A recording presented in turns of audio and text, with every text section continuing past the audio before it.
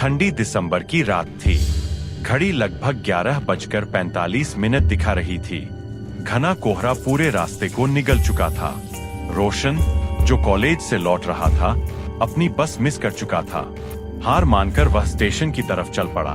वही पुराना, आधा टूटा हुआ स्टेशन, जहां रात को मुश्किल से ही कोई दिखाई देता था। स्टेशन पर पहुंचकर उसने देखा कि प्लेटफॉर्म लगभग खाली है।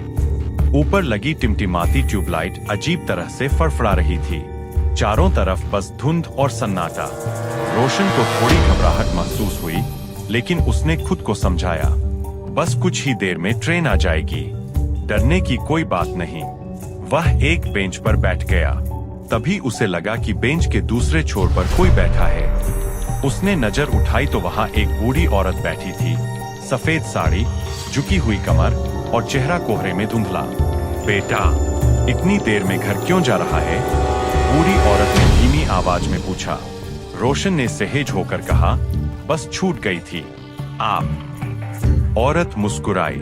उसकी मुस्कान कुछ अजीब थी। मैं भी ट्रेन का इंतजार कर रही हूँ, लेकिन यह स्टेशन रात में सुरक्षित नहीं होता। रोशन ने घबराकर पूछा, क्यों? क्या खतरा है? औरत थोड़ी देर चुप रही, फिर बोली, यहाँ आधी रात के बाद एक आवाज आती है। अगर वो तुम्हें सुनाई दे जाए तो समझना कि किसी ने तुम्हें देख लिया है। यह कहकर वह चुप हो गई। रोशन का दिल तेज धड़कने लगा। उसने औरत का चेहरा देखने के लिए ध्यान से देखा, पर उसकी आंखें कोहरे में बिल्कुल काली दिख रही थीं, जैसे कोई गहरा खालीपन। रोशन असहज हुआ और मोबाइल निकाल लिया। तभी प्लेटफॉर्म पर कहीं दूर से खड़खड़ जैसी आवाज सुनाई दी, जैसे कोई पुराना ट्रॉली या भारी चीज घसीट रहा हो। उसने तुरंत उधर देखा। कोहरे में कोई लंबा सा साया धीरे धीरे प्लेटफॉर्म की तरफ बढ़ रहा था। उसकी चाल टूटी हुई थी, जैसे पैर घसीट कर चल रहा हो। आवाज उसी से आ रही थी। रोशन घबराकर बोला, ये क्या है? बूढ़ी औरत ने कोई जवाब नहीं दिया। जब रोशन ने उसकी तरफ देखा, वह गायब थी। बेंच खाली पड़ी थी। रोशन की सांसें तेज हो गई। ये हो क्या रहा है? लंबा साया अब पास आ चुका था। कोहरा थोड़ा हटने पर रोशन उसे साफ देख सका। उसके शरीर का निचला हिस्सा जैसे टूटा हुआ और हाथ बहुत लंबे, असामान्य। चेहरे पर कोई नक्श नहीं, बस धुंधला सा खालीपन। वह चीज जैसे रोशन को पहचान गई हो, अचानक रुक गई, फिर धीरे धीरे उसी ओर बढ़ने लगी। रोशन डरकर पीछे हट गया। उसके पैरों में जैसे जान ही नहीं बची थी। वह भागना चाहता था, पर ठंड और डर के कारण उसके कदम कांपने लगे।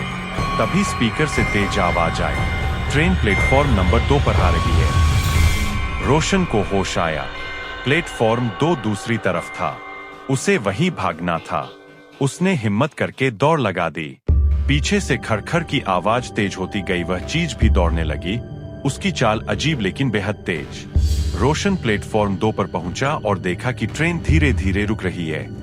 उसने एक डिब्बे की तरफ छलांग लगाई और अंदर जाते ही दरवाजा पकड़ लिया।